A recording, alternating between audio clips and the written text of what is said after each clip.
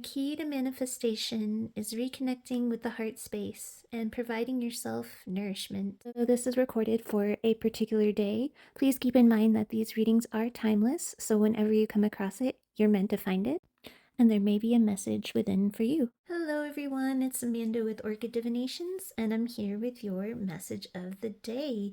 So, today the cards want to talk about a current wish or manifestation that has been heavily on your mind, that it seems you have been waiting a long time to see any 3D result. They want to talk about how to speed things up, and you hold the power here, they say. And today they want to remind you how. The universe also wants to say that for those who felt like they had this manifestation already present in their reality and it was either ruined or fell apart somehow, they want to tell you that with this unalive card here to the side in the reverse, that it is not gone or lost. It is still yours and can be returned back to you here with the cycle card, much stronger than it was when you thought you had it. We also see that here with the nothing is impossible card. And excuse my chaotic table again, there was just a lot of cards that came out and I let them. So it is still yours. It's not gone or lost. And we see this again with the nothing is impossible card. It had to crumble that way, the universe says, and we'll get into why. So to speed things up, the key to fast and complete fulfillment and stronger manifestation, according to the universe, according to the cards, is nourishing the neglected aspects of ourselves, including the physical body, and communicating deeply within ourselves in order to heal and nourish the heart space. In doing so, this will magnetize and mirror in the blessing or wish in its highest and truest form. So these cards here that are addressing those who feel they either partially manifested in a wish or had it and then lost it, it shows this wish fulfillment you thought you had in your grasp fell apart by varying forces that seem to sabotage it. But the universe wants to let you know that the reason it had to crumble was because it was a false manifestation and not the full intended blessing at its fullest potential. Not that the thing or person that you manifested was false. That's your set intention. That part holds true. Rather, it was the way in which that intention was brought in, the conditions surrounding, without, and within yourself that only brought about half results, if that.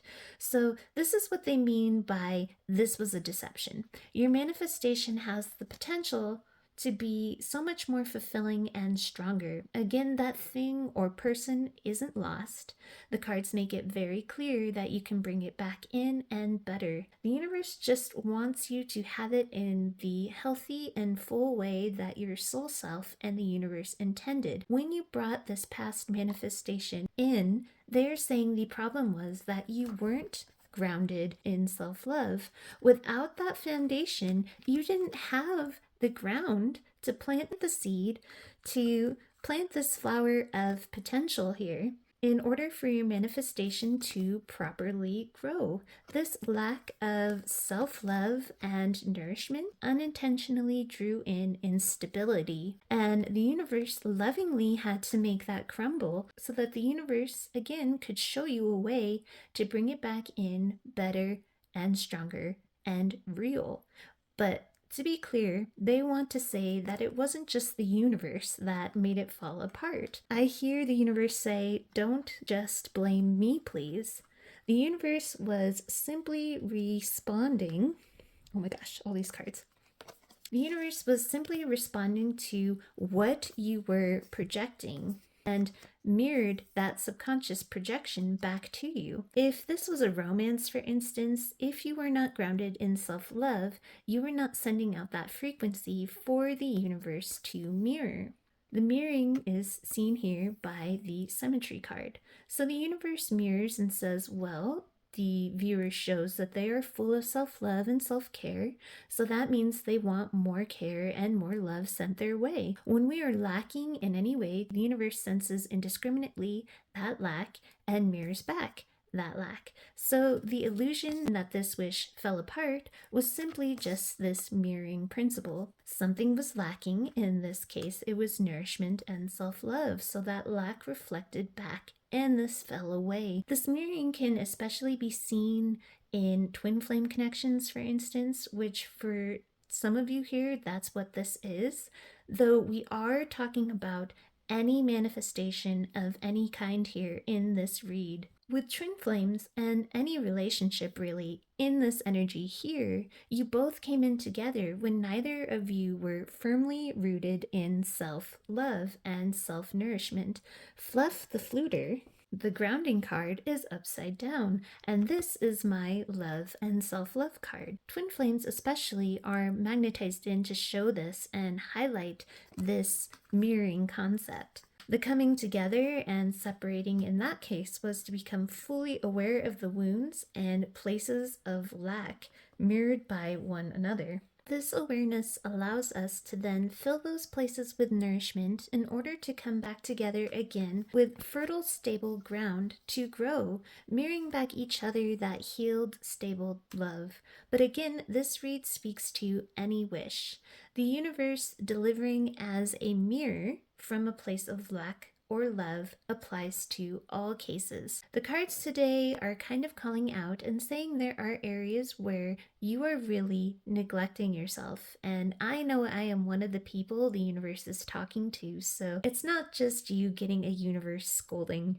With Lovers at the Feast, this card's true intended meaning in this deck is nourishment. Here we see it says conscious, aware eating underneath, but it talks about fully nourishing ourselves and our physical body. This can pertain to our actual diet, eating high energy foods that raise our vibration, or making sure we remember and make time to eat. I heard there are some out there that may forget to eat at times, but this can also speak of our mental and emotional diet, what we feed ourselves via our surroundings, social media, the company we keep, etc. With the Dream Weaver next to it, in this instance, yes, it's talking about our dreams and our manifestations, but it also, like a read I did before, is talking about good, restful sleep as part of this nourishment being asked for and needed. When these things are done, it raises our vibration and energy to such a level that we are not only drawing in higher vibrational things,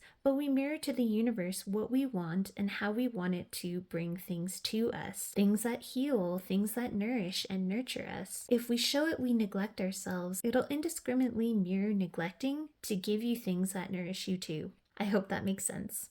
The universe is really insistent that some of you are not eating or sleeping right. I mean, look at how on these three cards emaciated these three characters are. Symbolic of how malnourished on an energetic level you may be when it comes to what you're giving to yourself right now. This poor self-care then lowers your energy, which lowers your vibration, which decreases the power of your magnetization. So they are saying with proper diet of all kinds and restful sleep, anything is possible with those things raising our vibration, and it becomes an inevitability for this potential to grow and blossom because we have that fertile ground to do so, the ground of self-love. But again, this manifestation and speeding it up requires first for us to acknowledge the lack of these things and the lack we hold within.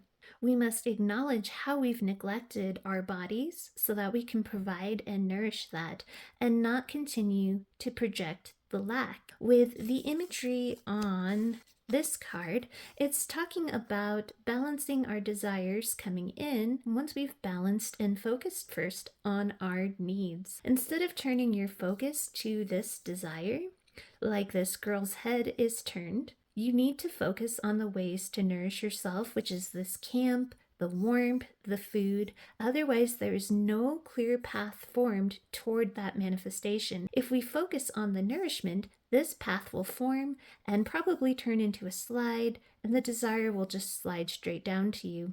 Again, with this pile here, this is the area to focus. Acknowledge the lack and provide it nourishment.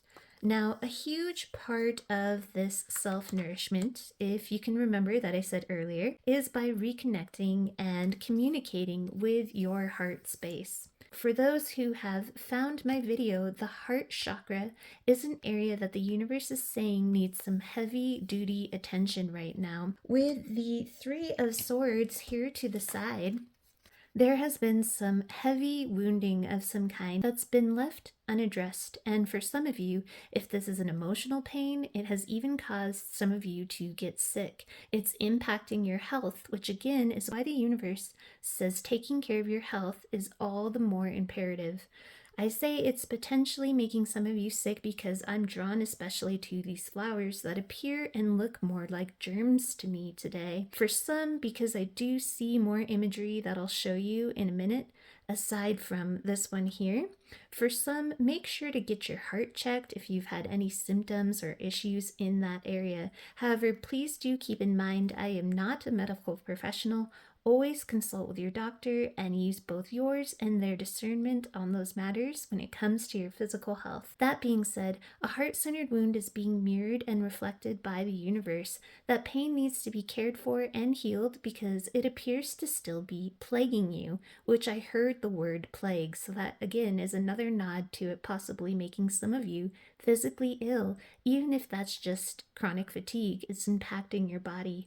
This pain, again, unless you focus on and nourish this heart space, is tainting your happily ever after. Here with the shadow side or the devil card in this deck, this is your happily ever after.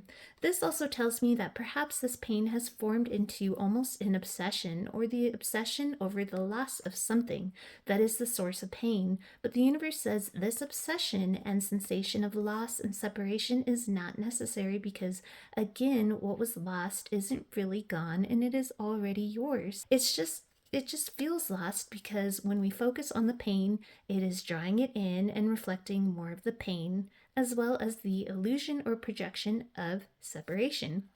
So the place lacking and needing nourishment the most, if I haven't already said it 100 times now, is your heart. Even here on this card, the area that's gouged is his chest, where his heart is. So within my side decks over here, it shows that with our set intention, the responsibility quite literally rests within ourselves. Our responsibility to go in the same direction with the universe and work in tandem, merged and in sync, to blossom our wish, this flower and wishing well seen here. And that responsibility is to look at our metaphorically broken pieces and communicate to your heart through them. With all this blue here, ask yourself, how can you nourish that crack and wound? What is the origin of that crack or wound within? What is the particular wound that I hold in my heart reflected out and communicated back to the universe? And then how does the universe bounce that back as a reflection again to me through unconscious manifesting? There is no other manifesting key or tool other than this one, the universe said. It's looking within to where you carry the burden in your heart. Then you can rise above anything that ruins your manifestation of that desire. You again need to nourish and nurture the areas in which keep you stuck. And at least for the viewers who find my videos, that area is within the heart chakra. The phrase I'm hearing the universe say is a healthy heart on all levels manifests the clearest and the best. Syncing all 4 levels via the heart space will hold the key to bringing back in your desire, or bringing in that waited for desire for those who are still waiting, and doing so in a stronger way, not an illusion, not a projection that can be destabilized again. The 4 levels are: what thoughts do I carry in my heart about how things are and should be? What thoughts cause my heart to ache or cause my heart to smile? Move down to the body. How am I nourishing my heart? Am I exercising, sleeping right, eating right? Are there any issues a doctor should evaluate?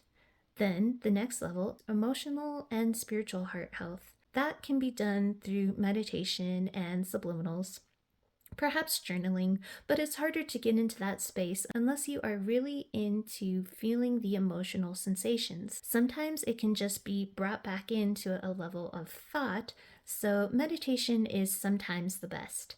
But when you do have a thought, you can examine the emotion it evokes, really feel into it, cry, laugh, let it flow, feel it, and then release. I just keep hearing your heart is the magnet. And here again with this other side deck, we see her clutching her heart, holding and nurturing her heart. This self-care is your only piece, your responsibility. Then let the manifestation then go to the universe so that it can transform these butterflies here. It can transform out. If we hold on to the wish versus our heart and our self-care, these butterflies can't fly out. The manifestation can't transform. So we communicate with this blue here to the universe through this self-care that we have let go and are allowing our manifestation to be released and transform into becoming this beautiful budding flower as seen in the other images on the deck. In doing so, you can be confident that your vision will be manifested. Again, behind that with the card listen here, they want to remind you this wish already belongs to you. So leave the manifesting part to them. Your focus and your passion should be on where you are trapped in your own heart and where within you're denying the energy from flowing within and without. Then we also have Fernia here. She is all about returning within, seeking clarity within, especially when you become overly focused or fixated on an outer source. With Fly High and healing, this is your journey, they say, a journey toward looking within and healing the heart so that it can be reflected back to you properly in a more fulfilling and manifested way. With the new moon Fae, again, she points out the places and instances in which you have been physically neglecting your body, things like poor eating, drinking, sleeping, depression, withdrawal. Again, checking in on your heart health. Though do keep in mind, again, I'm not a medical professional, so use discernment as well as an actual doctor's advice when it comes to that piece. But in either case, make sure to listen to your body so that you know what it needs. This card asks you to really ask yourself if you like and accept yourself, which goes hand in hand with taking care of yourself, because again, the universe reflects back how you feel and how you're treating yourself. And with these cards here, be joyful and take action. Remember to as well incorporate doing things that give you joy to help keep you in a higher vibrational state. Again, the unalive card in the reverse shows the wish is still yours in the 5D. With the feline here in the reverse, it asks that we don't put focus on the outside results, how we think things ought to be or should be. That creates a tower. That creates chaos, resistance. And Mike the Myomancer asks us to pay attention to the distractions and the internal contradictions to our desires. Lastly, this pile sums this all up and reiterates things as well. We have the illusion or false projection of wish fulfillment, which can then cycle back and do so even stronger once we realize that the roadblock that is stopping the universe, this guy here, all these planets on his head, the roadblock stopping the universe from presenting our 3D formed manifestation to us is lack of nourishment. Until we realize the needed nourishment, which is reflected in the imagery of the nursing child, the 3D can't form. Once we realize, do that active nourishing, taking care of our bodies, meditating, healing the heart-centered wounds, the universe will reflect that back and present it. Even what we once thought was lost, this time it will be real and stable, with that new ground to flourish in. The metaphorical, nutrient dense soil we've placed within ourselves. The blue here in the universe's eyes show communication via observation. The universe observes your nourishment and your focus and then provides, giving back what it sees. Again, if you're a twin flame, this is perfect for this. It's actually a rather beneficial tool, and there are things out there like mirror exercises to help pinpoint those things that need healing. But reflecting each other on such a deep core level, you then can expose and examine the wounds more deeply, feed it love in each other's absence, because two wounded people, and this goes as well for any relationship that anyone, even outside a twin flame, wants to bring in, but two wounded people will only perpetuate and trigger one another's wounds. They mirror. Once healed, the two come back in and magnetize in a much, much stronger way. So ask yourself today, where are you neglecting yourself right now? When was the last time I truly checked in with how I'm feeling and dug into the why? Self-care isn't just spa days. It is keeping up with your physical health, but most importantly, that open dialogue with your heart, checking in, understanding your heart space, similar to how you would listen to and support a best friend. So that is your very long reading. Sending you all my best with love and light. Have a wonderful rest of your day.